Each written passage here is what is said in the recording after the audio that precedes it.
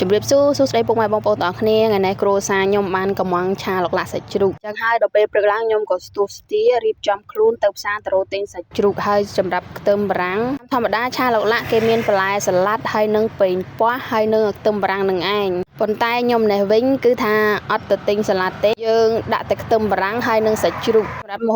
ហូបឆាឡុកឡាក់ហ្នឹងគឺយើងហាន់សាច់ជ្រូកឲ្យរាងធំៗអញ្ចឹងមកដល់ពេលព្រឹកឡើងខ្ញុំទៅរកទិញសាច់ជ្រូកយកមកធ្វើម្ហូបរួចទៅគ្រួសារខ្ញុំថាអញ្ច្រាំខ្ទឹមធ្វើអីគេគាត់ថាខ្ញុំអញ្ច្រាំខ្ទឹមឆាឡុកឡាក់គ្រួសារខ្ញុំនឹងគាត់និយាយពីយប់គាត់ថាគាត់ខ្ញុំចង់ញ៉ាំឆាឡុកឡាក់សាច់ជ្រូកពេលសត្វតែឃើញខ្ញុំអញ្ច្រាំខ្ទឹមសួរថាខ្ញុំអញ្ច្រាំខ្ទឹមធ្វើអីគេដល់ពេលអញ្ចឹងគាត់ថាគាត់និយាយលេងទេ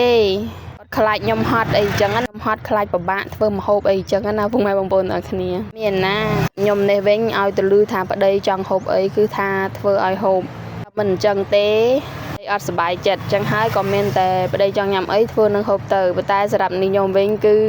មិនងាយចង់ធ្វើម្ហូបហូបខ្លួនឯងទេយើងធ្វើម្ហូបហូបខ្លួនឯងវាអស់លុយច្រើនអញ្ចឹងយើងទិញម្ហូបគេតាម10000យើងញ៉ាំបាន2ពេល2នាក់អញ្ចឹងវាគេហៅថាយើងសេវលុយអញ្ចឹងណាហើយមួយវិញទៀតយើងទិញម្ហូបគេស្រាប់យើងអត់បាក់ចំណាយពេលក្នុងការធ្វើវាលឿនឆាប់បានមានពេលទៅរកស៊ីធ្វើនេះធ្វើនោះទៀតអញ្ចឹងណាដល់ពេលអញ្ចឹងដល់ពេលទិញម្ហូបខ្លួនឯងគឺថា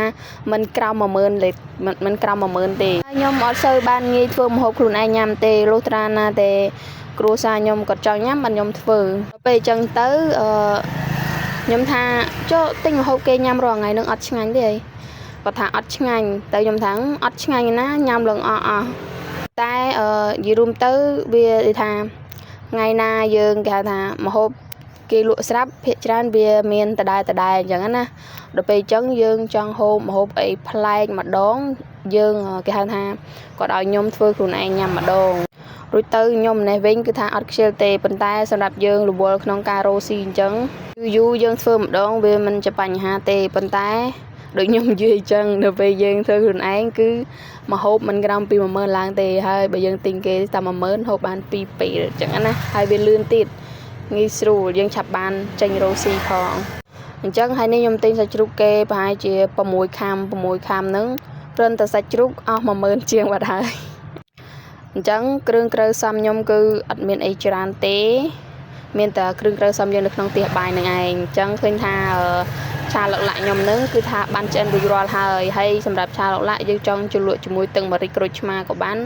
ឬក៏យើងផ្សំគ្រឿងរសជាតិឲ្យមានរសជាតិឆ្ងាញ់ឲ្យហាយស្រេចក៏បានដែរសម្រាប់ខ្ញុំបានបន្លាក់សាច់ជ្រូកជាមួយម្សៅស៊ុបរ៉ូឌីអំបិលប៊ីចេងស្ករអីហ្នឹងឯងជាស្រេចមកដើម្បីឲ្យវាចូលជាតិហើយយើងយកមកឆាជាមួយខ្ទឹមបារាំងយើងមកខ្ទឹមបារាំងខ្ញុំមានចំនួន3មុនដំបូងខ្ញុំថាខ្ទឹមបារាំងច្រើនណាស់ប្រហែលជាហូបអត់អស់ទេដល់ពេលឆាទៅត្រឡប់មកពេលខ្ទឹមបារាំងយើងរៀងឆ្អិនមានអីច្រើនគឺបាត់ខ្ទឹមបារាំងអស់ឃើញតែសាច់ជ្រូកហើយសម្រាប់មុខម្ហូបនេះគឺថា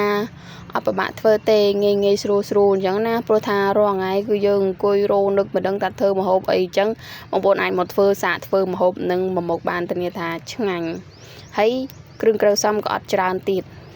បន្លែប្លុកអីគឺយើងចង់បងប្អូនចង់បន្ថែមសាឡាត់បន្ថែមពេញខ្វះ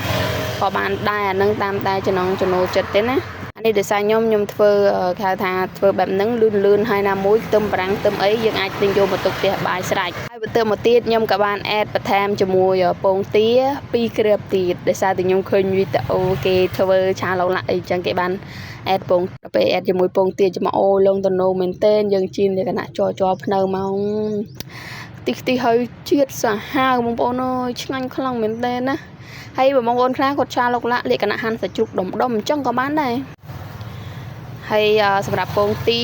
យើងជៀនលក្ខណៈដាក់ខ្ទះក្តៅខ្លាញ់ក្តៅអញ្ចឹងមកដល់ពេលយើងជៀនទៅបងប្អូនវាគ្រីមណាហើយបងប្អូនខ្លះគាត់ចេះតែហូបឆ្អិនហៅថាឆ្អិនល្អនេះខ្លះចេះហូបជាប់ភ្នៅអានឹងក៏តាមចំណង់ចំណូលចិត្តរៀងខ្លួនដែរតែសម្រាប់ខ្ញុំគឺថាអីក៏ចេះដែរបងប្អូនអើយនេះឃើញហីនិយាយពីថាអូយមុខម្ហូបនឹងគឺថាដឹងតែប្តីសរសើរមិនដាច់ប្រមាត់ទៀតហើយដោយសារអីគាត់ចង់ធ្វើឲ្យខ្ញុំធ្វើម្ហូប